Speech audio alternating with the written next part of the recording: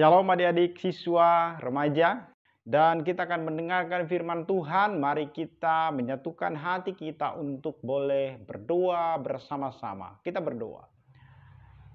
Bapa di dalam surga, segala kemuliaan bagimu pada saat ini. Kami sungguh bersyukur atas karunia-Mu yang Kau limpahkan bagi kami. Kami rindu untuk boleh mendengarkan firman Tuhan. Mari Tuhan tolong kami, supaya kami menjadi orang-orang muda, remaja Kristen yang boleh sungguh-sungguh dipakai oleh Tuhan bagi bangsa negara kami ini.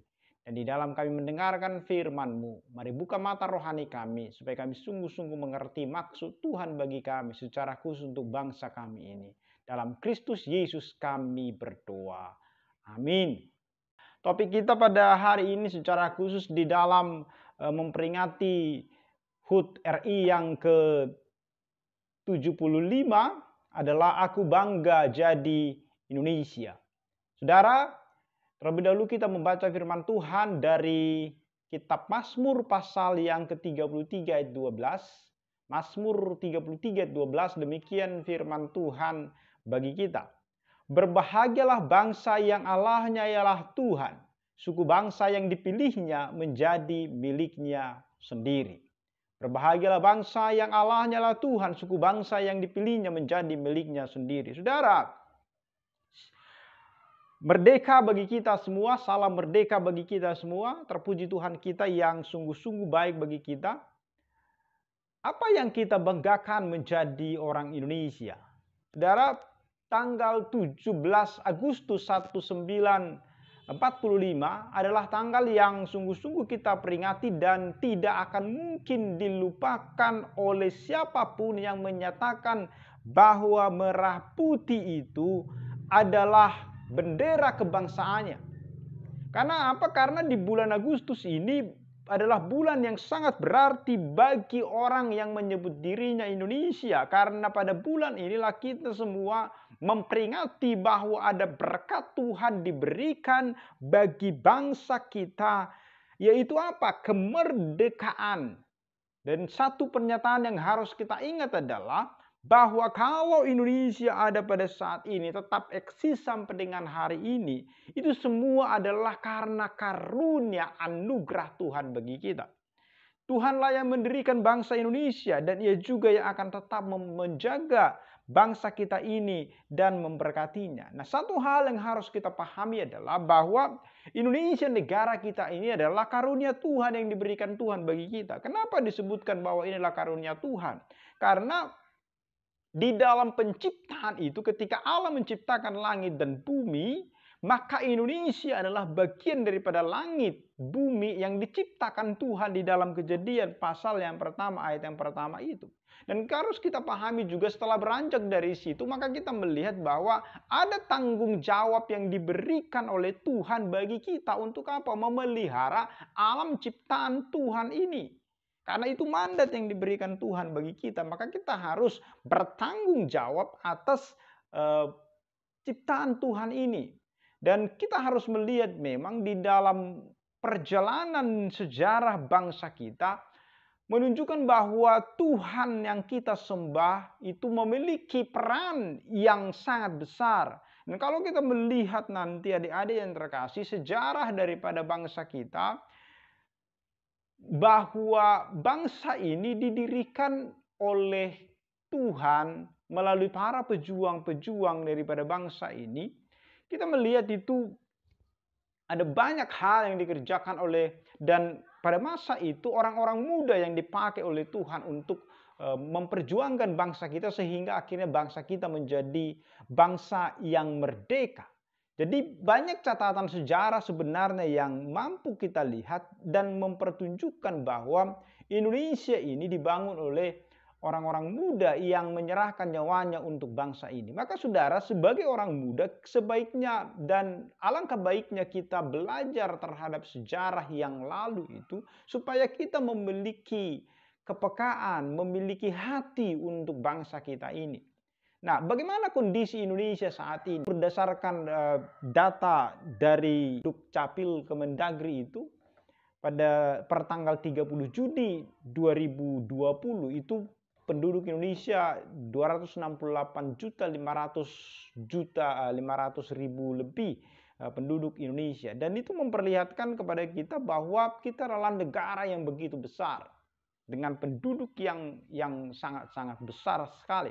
Dan kita melihat bahwa negara kita ini adalah negara kepulauan yang kaya dengan kemajemukan, dengan sumber daya yang begitu luar biasa, etnis yang begitu banyak, budaya, bahasa, agama, dan kepercayaan yang berbagai macam itu. Dan itu adalah kekayaan. Kenegaraan kita adalah negara kesatuan Republik Indonesia yang sangat ditentukan oleh komitmen kemenyatuan melalui Sumpah Pemuda, Undang-Undang Dasar 45 dan Pancasila. Elemen ini kalau tidak dijaga maka kita akan berada di dalam disintegrasi, perpecahan, kehancuran bangsa. Nah, secara potensial dengan sumber alam yang melimpah, kemudian lokasi yang begitu strategis, sumber daya manusia yang begitu banyak, Indonesia dapat berpengharapan sesungguhnya untuk menjadi negara yang begitu besar, negara yang makmur. Dan secara umum kita saat ini dikategorikan sebagai negara yang masih berkembang. Kenapa? Karena belum pulih dari berbagai krisis multidimensi. Khususnya ketika saat ini negara kita begitu terpuruk karena COVID-19 yang melanda dunia dan Indonesia, sehingga ekonomi itu berada di zona krisis. Jadi ada ancaman yang sangat serius kita akan mengalami yang namanya resesi. Maka Indonesia sekarang sedang sangat berat-beratnya sesungguhnya. Bagaimana dengan angka kemiskinan Indonesia? Angka kemiskinan di Indonesia saat ini menurut data Badan Pusat Statistik itu per Maret 2020 ada kenaikan sekitar 26,42 juta orang miskin di Indonesia saat ini. Dan ini merupakan satu PR besar bagi bangsa kita sesungguhnya. Nah, itu paling tidak kondisi bangsa kita, walaupun masih banyak kondisi-kondisi yang lain yang sedang terjadi di dalam bangsa kita, angka kemiskinan, eksploitasi anak, pengangguran yang begitu tinggi, kemudian kita juga melihat ada berbagai problem, persoalan di tengah-tengah bangsa kita, korupsi yang merajalela, pendidikan yang belum bagus, dan kondisi keamanan kita yang belum begitu baik juga, masih terjadi aksi-aksi intoleransi, kericuhan antar suku, antar desa, dan lain sebagainya. Masih cukup banyak problem dalam bangsa kita. Bencana alam yang terus-menerus masih terjadi, banjir, erupsi gunung berapi, sinabung yang baru-baru ini juga masih terus terjadi. Masih banyak sekali PR bagi bangsa ini. Dan narkoba yang terus masuk ke negara kita sehingga kita melihat ada ancaman yang sangat serius terhadap generasi muda yang dihancurkan oleh narkoba, perjudian, dan lain sebagainya. Kemudian pengaruh daripada teknologi informasi, media sosial yang tidak bersahabat, produksi hoax yang begitu luar biasa masif itu, sehingga membuat kebohongan-kebohongan, kericuhan di dalam politik, dan banyak hal yang terjadi di dalam bangsa kita. Itu adalah secara umum gambaran besar bangsa yang kita banggakan ini tidak lepas dari banyak konflik, kebelut, problem, persoalan yang begitu banyak sekali. Tapi tetap kita mensyukurinya karena memang sebagai bangsa pastilah akan tetap ada persoalan. Sedangkan rumah tangga saja pun tetap ada persoalan. Sedangkan gereja pun ada persoalan permasalahan di dalamnya. Apalagi bangsa. Itu tidak menyurutkan sesungguhnya kebanggaan kita, hormat kita, syukur kita atas bangsa yang Tuhan berikan ini bagi kita. Nah, paling tidak sesungguhnya kenapa kita harus bangga menjadi warga negara Indonesia? Satu hal adalah karena kita dilahirkan dan dibesarkan di negara ini. Kita nggak pernah bisa memilih dilahirkan di negara mana. Dan kita dipilih oleh Tuhan dilahirkan di dalam bangsa ini. Maka sepatutnya kita sungguh-sungguh harus mensyukuri ini. Indonesia menjadi warga negara Indonesia harus menjadi kebanggaan bagi kita pribadi lepas pribadi. Dan kalau kita bangga tidak cukup sampai di situ. Nah, apa kebanggaan-kebanggaan yang lain? Tadi beberapa sudah saya singgung. adat istiadat yang begitu beragam, suku budaya, itu juga menjadi salah satu kebanggaan bagi kita. Kemudian juga pesona alam, setiap daerah itu memiliki tempat-tempat wisata yang sangat bagus sekali, alam yang sangat bagus sekali. Di beberapa memang ada terjadi kerusakan, tetapi secara umum negara kita memiliki tempat-tempat wisata yang sungguh-sungguh indah, bahkan tidak diapa-apain pun itu sudah indah sekali. Jadi tersebar di seluruh penjuru daerah di Indonesia. Kebanggaan kita yang lain adalah kita memiliki kekayaan alam yang begitu berlimpah, sekalipun sudah diambil begitu lama sampai hari ini tidak habis. Ini membuat iri bangsa-bangsa lain, sehingga banyak yang mencoba untuk melakukan perebutan terhadap bangsa kita. Kemudian juga kita bangga sebagai warga negara Indonesia karena negara kita dipandang oleh dunia sebagai negara yang sopan, yang ramah, dengan tata kramanya, dengan etikanya yang sangat bagus sekali. Walaupun memang banyak kekurangan di daerah-daerah tertentu, tetapi secara umum negara kita dikenal sebagai negara yang terkenal ramah dan bersahaja. Kemudian kita bangga menjadi warga negara Indonesia dengan julukan sebagai negara maritim yang 2/3 wilayahnya adalah air. Kekayaan laut yang begitu luar biasa, sangat-sangat banyak sekali, sehingga kita merupakan negara yang dari sudut alamnya adalah negara yang sangat kaya sekali. Kemudian kebanggaan kita juga termasuk sebagai warga negara Indonesia adalah karena kita tinggal di negara agraris yang pertaniannya begitu banyak sekali, padi begitu banyak sekali. Kemudian kita juga bangga menjadi warga negara Indonesia karena keberagaman suku dan budayanya. Dan menurut penelitian Badan Pusat Statistik yang dilakukan pada tahun 2010, di Indonesia terdapat sekitar 1128 suku bangsa. Jadi Indonesia memiliki banyak suku bangsa karena di setiap daerah Indonesia memiliki suku. Bahkan di kita di Sumatera Utara paling tidak ada lebih dari 5 suku di daerah kita di Sumatera Utara saja. Keberagaman yang ada pada masyarakat bisa menjadi kekayaan bangsa Indonesia dan potensi bangsa yang begitu luar biasa. Oleh karena itu, saudaraku yang terkasih dalam nama Tuhan Yesus Kristus, bercermin dari sana semua, sesungguhnya kita tidak dapat lagi melalaikan bangsa ini. Jadi tidak cukup kita hanya berbangga atas itu semua, tetapi sebagai orang percaya, remaja Kristen, maka yang harus kita lakukan sebagai orang yang bangga dengan bangsanya adalah, pertama, kita harus cinta kepada bangsa kita. Kecintaan kita itu, kalau melihat misalnya seorang Raja Daud itu, sejak masa muda dia sudah menunjang bangsanya. Kita ingat bagaimana dia menyongsong raksasa Goliat ketika Goliat menghina orang Israel. Maka dia membela bangsanya dan kemudian membunuh Goliat. Ini salah satu contoh sesungguhnya bagi kita, kalau negara kita ini diejek oleh orang lain sesungguhnya dengan olok-olok yang serupa yang dilakukan oleh Goliat kepada orang Israel. Kita disebut sebagai negara korup kedua terbesar di Asia dan kelima juara kita korupsi di dunia. Itu kita diolok dan kita memang malu. Tapi cara kita adalah bukan menyerang orang yang mengolok kita lagi, tetapi justru kita menunjukkan bahwa kita sebagai orang muda akan memberikan contoh yang baik supaya bangsa kita ini menjadi bangsa yang kemudian akan maju berikutnya.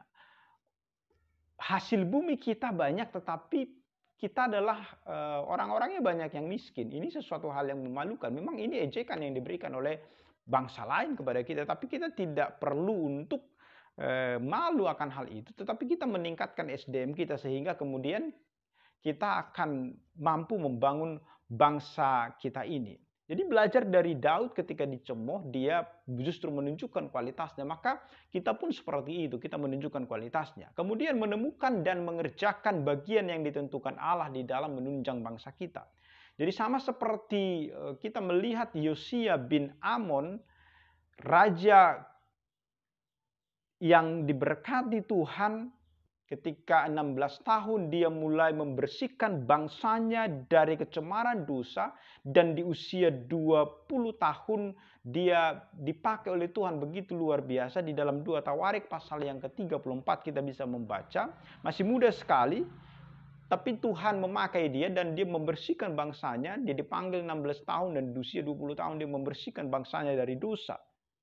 Maka kita melihat di dalam bangsa kita hari-hari ini ada ketidakbenaran yang menjangkiti bangsa kita di dalam segala sektor, itu baik niaga, hukum, seni, politik, pendidikan, dan seterusnya. Menantang kita orang-orang muda sesungguhnya tampil menjadi para pembaharu. Jadi sebagaimana Yosia, tidakkah kita akan mencari Allah sejak belia dan mengetahui bagian kita di dalam menunjang bangsa?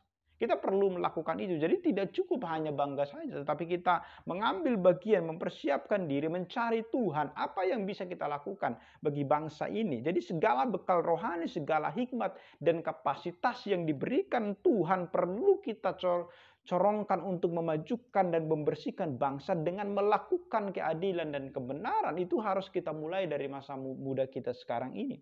Kemudian kita harus mengupayakan kesejahteraan daripada bangsa. Jangan bilang saya masih muda, saya tidak bisa. Belajar dari seorang tokoh pahlawan nasional kita, Johannes Leimena, itu bagaimana dia di usia yang masih sangat muda, dia menjadi seorang dokter, negarawan. Dia pada tahun 1928 ikut melafalkan Sumpah Pemuda bersama anak-anak muda Nusantara lainnya.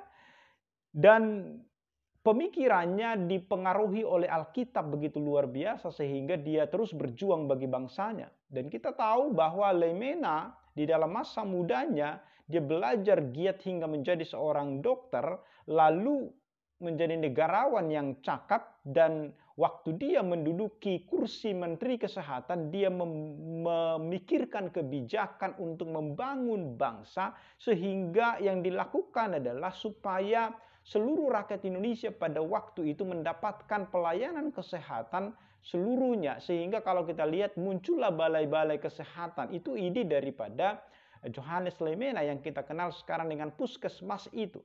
Jadi suatu hal yang sangat-sangat brilian yang dilakukan oleh Johannes Leimena di dalam memberikan sumbangsih bagi bangsa negaranya.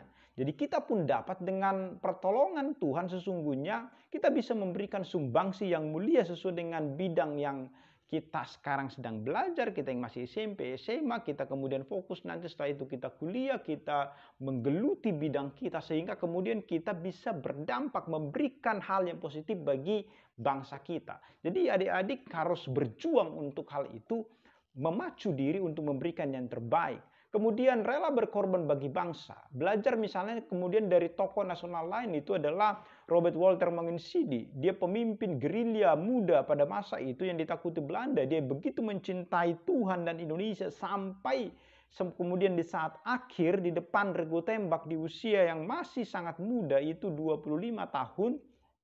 Dia memegang Alkitab di tangan kiri dan diancungkan kepala tangan kanan dengan berseru merdeka. Dan pada waktu itulah muntahan peluru itu menerjang tubuhnya. Dan kemudian dia meninggal. Dia berkorban untuk apa? Berkorban untuk tanah airnya. Jadi apa yang dilakukannya itu sesuatu hal yang sangat luar biasa. Yesus juga berkorban bagi kita. Dan Walter Mangensidi berkorban bagi bangsa Indonesia. Nah kita sebagai orang muda pun rela berkorban bagi bangsa. Karena memang kalau bukan kita, siapa lagi yang akan memajukan bangsa kita? Ada hal yang harus kita korbankan. Para pejuang-pejuang kita sebelumnya berkorban untuk siapa? Kita yang menikmati sekarang, mereka yang berjuang. Makanya sangat memalukan sekali sesungguhnya orang-orang yang saat ini menghancurkan bangsa ini dengan korupsi, dengan segala macam tindakan-tindakan yang tidak benar. Padahal pejuang kita dulu itu darah nyawa harus dicurahkannya untuk bangsa kita. Sesungguhnya harus malu, tetapi mereka adalah orang-orang yang tidak sadar akan dirinya bahwa mereka ada sekarang adalah karena perjuangan para pendiri, founding father kita yang begitu mencintai bangsa ini. Jadi saudara-saudara, sebagai orang-orang muda, marilah kita memberikan diri kita untuk bangsa kita ini.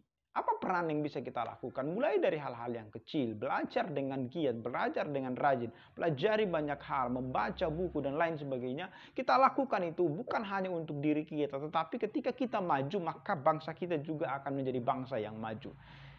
Kita tidak boleh berkata tidak bisa, karena Tuhan bisa memampukan kita untuk berbuat bagi bangsa kita. Orang-orang yang percaya diberikan Tuhan kuasa untuk berbuat. Saudaraku yang terkasih dalam nama Tuhan Yesus Kristus, Wage Rudolf Supratman yang mengarang lagu Indonesia Raya, ketika dia menulis di dalam lagu Indonesia Raya, kata yang dipakai, "Di sanalah aku berdiri jadi pandu ibuku."